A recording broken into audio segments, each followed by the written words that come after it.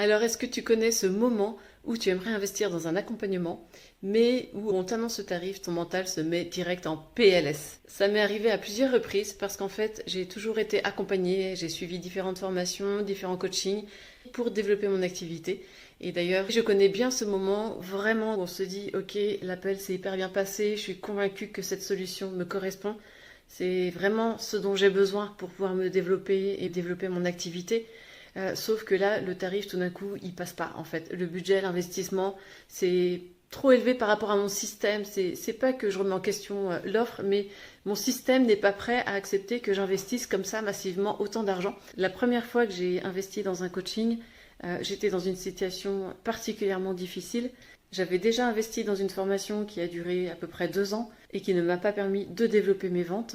Donc il a fallu que je trouve d'autres solutions en me sentant dans l'urgence. J'étais seule à m'occuper de mes 2 enfants et donc j'avais la pression de devoir faire du résultat rapidement. Donc là, je n'avais pas le droit à l'erreur en fait.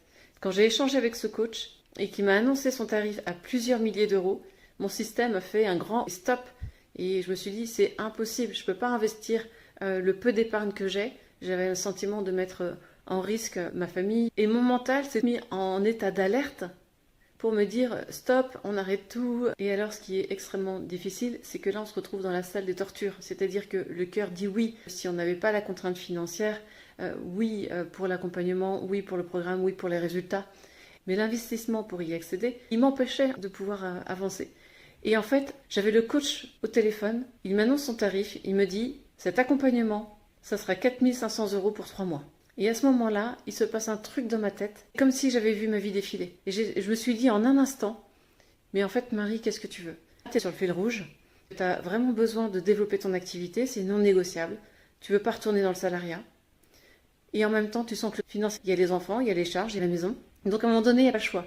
Soit tu stagnes dans la situation actuelle, mais tu en acceptes les conséquences, au risque de faire des options que tu ne veux pas. Soit tu prends ce risque, même s'il paraît irrationnel, même s'il paraît contre-intuitif, même si émotionnellement c'est difficile et douloureux, mais fais exploser cette barrière-là, parce que c'est peut-être la voie qui peut te permettre d'accéder à des nouveaux résultats. Donc là, je me suis vraiment sentie à la croisée des chemins.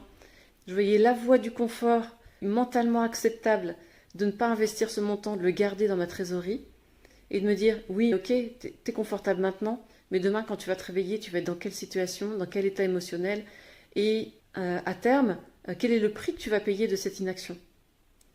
Et en face, j'avais l'autre chemin où j'avais cet investissement à faire qui me faisait vraiment peur. Je me sentais pas bien, je me suis sentie vraiment en danger. Mon système nerveux m'a dit stop en fait. Et en même temps, je me disais, mais finalement, c'est peut-être le prix à payer pour m'autoriser à avoir des nouveaux résultats, pour m'autoriser à vivre une autre expérience, à monter en croissance, à apprendre et à être toujours dans un chemin vraiment de progression, et c'est peut-être probablement ça qui va me mener à mes résultats. Donc en fait, ce moment-là a été un des moments les plus difficiles dans ma vie d'entrepreneur, qui s'est renouvelé ensuite parce que j'ai pris d'autres accompagnements, d'autres coachings. C'est jamais confortable d'investir un grand montant, mais en même temps, je trouve que c'est une des expériences de vie les plus formatrices. C'est-à-dire que maintenant, je regarde ce moment de tension que je vis intérieurement et je me dis, qu'est-ce que ça révèle de moi? Pourquoi est-ce que c'est si difficile d'investir plusieurs milliers d'euros dans une solution qui va m'apporter les résultats auxquels j'aspire depuis toujours?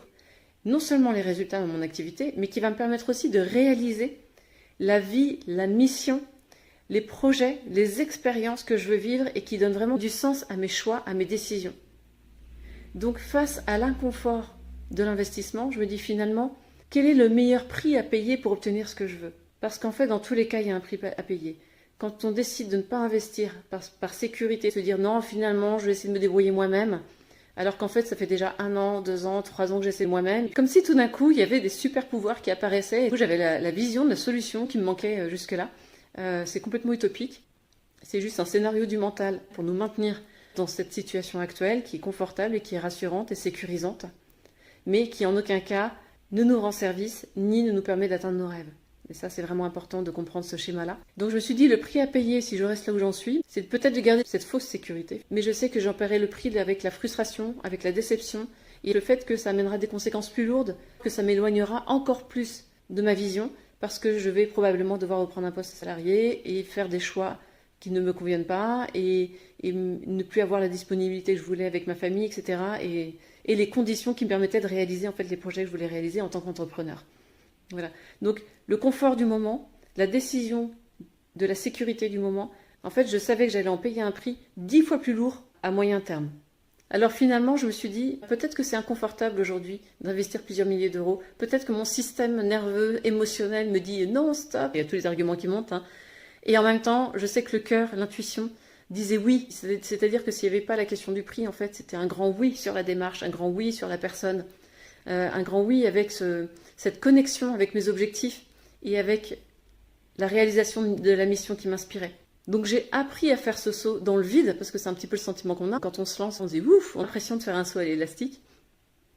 Et puis finalement, on rentre dans le processus. Et ce dont je me suis rendu compte, c'est que quand on a accepté de vivre cette expérience, d'être confronté à soi, à ses propres freins, ses propres failles, on grandit dans cette capacité à reprendre le leadership de sa vie, à reprendre le leadership de ses décisions.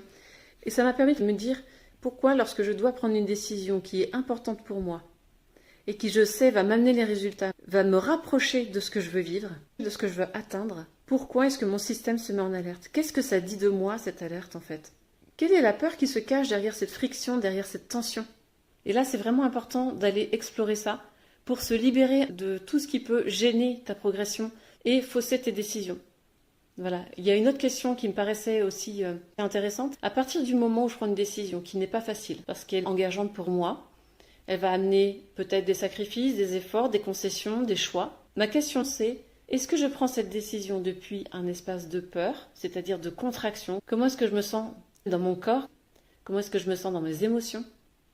Ou est-ce que je prends cette décision depuis un espace d'expansion? Parce que je sais que ça va me diriger vers la réalisation de ce qui compte pour moi. Et ça, c'est un excellent indicateur de se poser, d'essayer de faire descendre un petit peu la tension émotionnelle et de se dire, qu'est-ce que je ressens, que ce soit oui ou que ce soit non? Cette décision, est-ce qu'elle est juste pour moi et est-ce qu'elle me rapproche de ce qui m'inspire, de ce que j'ai envie d'accomplir?